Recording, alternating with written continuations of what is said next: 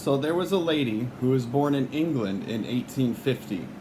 And roughly around 1871, she ended up moving to the United States and ended up settling in Cincinnati, Ohio. She had a heart for mission work. She felt called by God to become a missionary somewhere in the world and serve as a missionary. Unfortunately, in her lifetime, because of health reasons and different illnesses that she was not able to fulfill the calling that she felt that she had. She eventually then got married in 1875, and they had a daughter whom they named Lily. And when Lily was about 4 years old, they were in Long Island and decided they were going to go have a picnic together as a family. And the picture that's portrayed that you can read all over the place is that it was a beautiful sunny day. Everything seemed to be perfect in order for their family to enjoy their day together.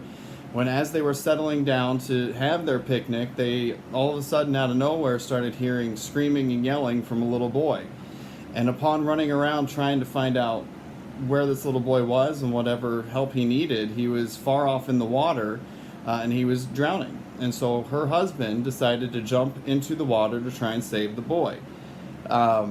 He was a little too far out, and because they were both struggling, they didn't make it back to shore, and they both drowned. This lady's name's Louisa, and she, obviously living in the late 1800s, to provide for both her and her daughter as a widow was a little difficult, and her faith wavered, as it would for any of us.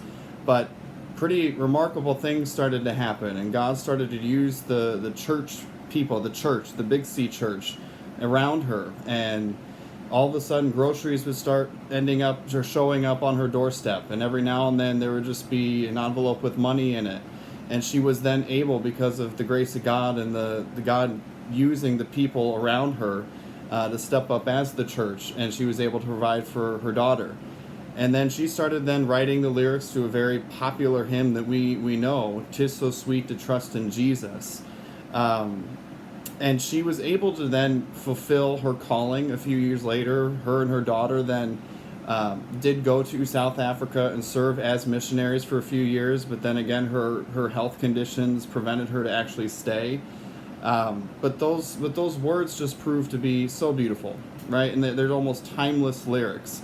That even in the darkest times, and even when we're struggling the most, that really, even when it's hard trusting in Jesus is our ultimate reward. And it is just so sweet. Amen. This little guy here today is his first birthday. Say, hey guys, hey. And we're too busy looking at a phone that's on the table, but it's his first birthday. And so if you were to ask me, because I have now been in Western New York for 5 years, we're coming up on 5 years in September, if you were to ask me that I would be, one, married to a wife who is way too good for me, way out of my league, and then having this guy in my life for now a whole year, I would have told you that you were crazy. But because trusting in Jesus is so sweet, he can kind of take you in these realms of life that you didn't think were possible in any way, shape, or form. And 5 years ago, I would not have thought that, one, I was capable of being a dad. That's kind of up in the air still, it's a little suspect. But that I would have the life that I'm having and actually sharing it with you, the church, here in Western New York. And I am a firm believer, as I know you are, that trusting in Jesus is sweet. Worship Wednesday is coming up in a few days, and you're going to hear a story about how a song literally transformed a life, that God was actually able to use a song in a very specific time in a person's life that changed a heart, that totally transformed a life. And tune into that. I've heard it's really, really good. So we look forward to seeing you. We miss you. We love you, church. Have a great day.